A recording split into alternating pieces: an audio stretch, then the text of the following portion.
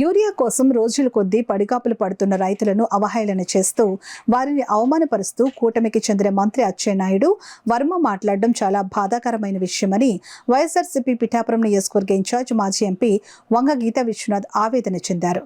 వైఎస్ఆర్సీపీ రాష్ట్ర పదవులు పొందిన నియోజకవర్గానికి చెందిన నాయకులకు పిఠాపురంలోని పార్టీ కార్యాలయంలో పార్టీ ఇన్ఛార్జ్ వంగ గీతా విశ్వనాథ్ ఆధ్వర్యంలో పార్టీ శ్రేణులు అభినందన కార్యక్రమం నిర్వహించారు.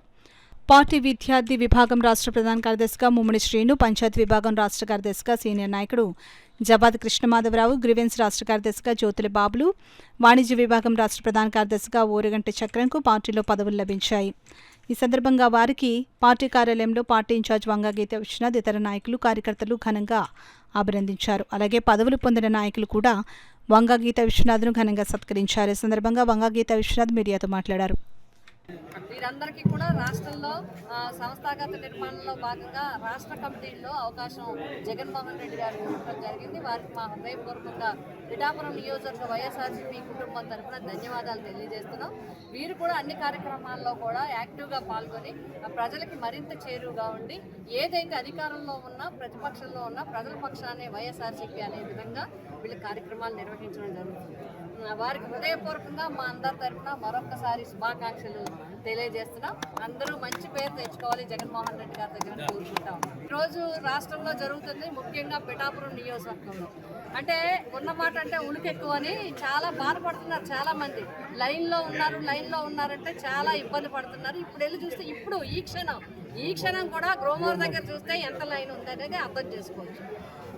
రైతులకి మినిమం యూరియా అసలు యూరియాలో లైన్లో ఎందుకు అస్తమానం అంటే అసలు లైన్లో ఉండాల్సిన పరిస్థితి ఏంటి? ఇప్పటి వరకు మీరు ఎప్పుడైనా గత 15-20 సంవత్సరాలు ఎప్పుడో నాకు తెలిసింది, నాకు గుర్తుండి 94-95 ఆ టైంలో ఒకసారి ఇబ్బంది వచ్చింది.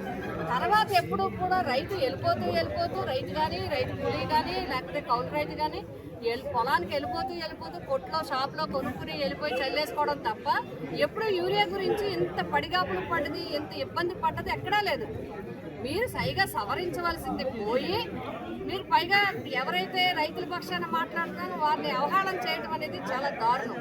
అంతేకాదు నేను ఇంకొక విషయం కూడా చెప్పదచ్చాను. గౌరవ మంత్రి వారు అచ్చెన్నాయుడు గారు వ్యవసాయ శాఖ మంత్రి ఏం చెప్తున్నారంటే భోజనాలకు వెళ్తే లైన్లో నుంచోరా అంటారు. ఇంకో సోదరుడు మా తమ్ముడు అంటారు సినిమాకి వెళ్తే లైన్లో నుంచోరా అంటారు. మా వర్మ తమ్ముడు గారు సినిమాకి వెళ్తే లైన్లో నుంచోరా, జగన్ గారి దగ్గరికి వెళ్తే లైన్లో అంటే ఎలా అవమానిస్తారు మీరు రైతుల్ని? జగన్ గారి దగ్గరికి వెళ్తే మన లైన్లో ఉండడానికి, లేకపోతే మీ లీడర్ల దగ్గరికి వెళ్తే మీరు లైన్లో ఉండడానికి, సినిమాకి వెళ్తే లైన్లో ఉండడానికి, భోజనానికి వెళ్తే లైన్లో ఉండడానికి రైతుని పోలిస్తారా మీరు? రైతుల్ని అవమానిస్తున్నారు. అన్నదాత తన కోసమే, రైతు తన కోసం పాటుపట్టలేదు, మన కోసం కూడా, మనకి అన్నం పెట్టడానికి, మనకి 5,000 నోట్లోకి వెళ్ళడానికి అది కష్టపడుతూ ఉన్నారు రైతు. అటువంటి రైతే రాజు, రైతే వెన్నుముక మాటల్లో చెప్పడం తప్ప ఇప్పుడు వరకు ఈ ప్రభుత్వం వచ్చిన తర్వాత, కూటమి ప్రభుత్వం వచ్చిన తర్వాత రైతుకి ఏం చేశారని ప్రశ్నిస్తే సమాధానం చెప్పలేరు. మొదటి సంవత్సరం ఎత్తిశారు, రెండో సంవత్సరం 7,000కి జల్లేసి ఊరుకున్నారు.